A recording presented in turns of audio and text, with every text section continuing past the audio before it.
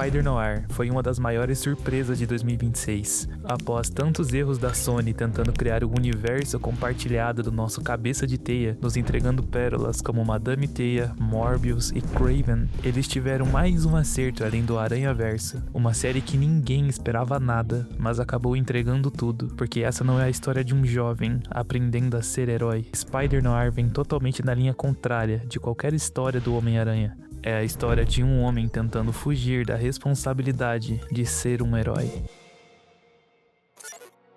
A primeira grande resposta para o que torna essa série tão foda é o protagonista, que diferente de um Peter Parker ou Miles Morales, temos o Ben Reilly, um investigador particular que atua em uma Nova York sombria, na época da Lei Seca. Diferente de um jovem cheio de energia e descobrindo seus novos poderes, o Ben é um personagem muito mais maduro, marcado pelo luto, pela depressão e por um trauma pessoal. Ele reluta em vestir o uniforme, ele lida com o peso de seus erros e arrependimentos do passado. E o que é esse trauma? 5 anos antes dos eventos da série, ele perdeu Ruby, o amor da sua vida, assassinada por culpa dele. E desde então o Aranha simplesmente parou de existir. O que sobrou foi um detetive particular bêbado, devendo o salário da própria secretária, aceitando casos de marido traindo mulher para pagar o aluguel. Ele já passou por todo o arco do herói, já salvou a cidade, já vestiu o uniforme, já viu o pior que o mundo tem para oferecer. E é exatamente aí que tá o diferencial. Todo Homem-Aranha começa aprendendo que com grandes poderes vem grandes responsabilidades. O Ben Reilly começa tentando fugir do seu poder para não ter mais essa responsabilidade. E esse é um dos pontos mais diferentes dessa série. O ponto alto dela não acontece quando estamos assistindo o Spider com CGI e lutas épicas, e sim quando estamos acompanhando Ben Reilly em suas investigações. O trama é muito bem escrito e indaga você sobre muita coisa, como por exemplo a origem dos poderes dele e como aconteceram nesse universo, e como ele é um personagem que contém sarcasmo de um Homem-Aranha, porém sendo puxado muito mais para um lado anti-herói, que mesmo fazendo certo, ainda toma algumas decisões questionáveis para realizar seus objetivos. Também existem similaridades entre o Ben e o Peter, como por exemplo a questão financeira e também o uso da fotografia para ganhar o seu sustento mesmo sendo um detetive. E o brilho central de toda a trama é que não estamos falando do Aranha em si, e sim do homem por trás da máscara, sem treinamentos e aprendizados. Você assiste culpa, luto e como ele lida com o fracasso. E nesse ponto precisamos falar sobre a atuação do nosso icônico Nicolas Cage, também muito conhecido por ser muito caricato. Nessa série ele entrega totalmente o oposto disso.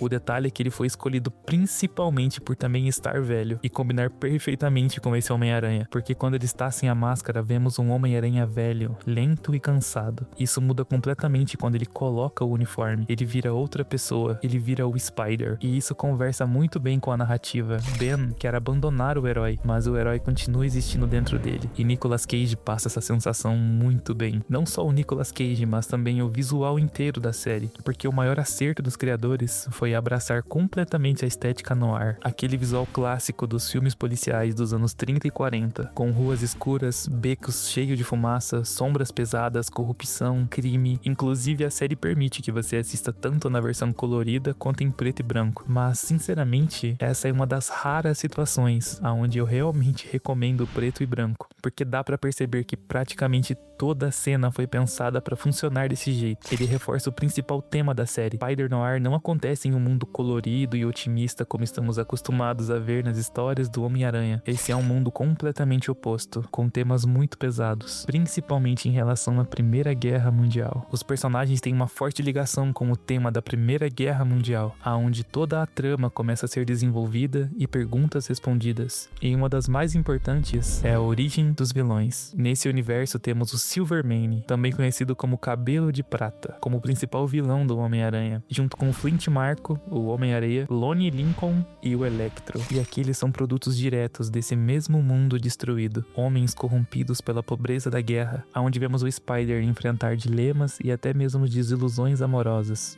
No fim das contas, o maior acerto foi entender que enquanto tudo tenta expandir um universo, Spider-Noir foca em um nicho, em uma abordagem mais íntima, pessoal e humana. Ele foca em uma cidade, em um protagonista e em um trauma, e constrói tudo a partir disso. É a definição de um simples bem feito. A série não só vale a pena, mas também carrega um grande ensinamento, que mesmo quando queremos fugir da responsabilidade, o mundo sempre encontra um jeito de nos lembrar de quem realmente somos. E essa pra mim foi a melhor maneira de mostrar que estamos acompanhando a história de um Homem-Aranha.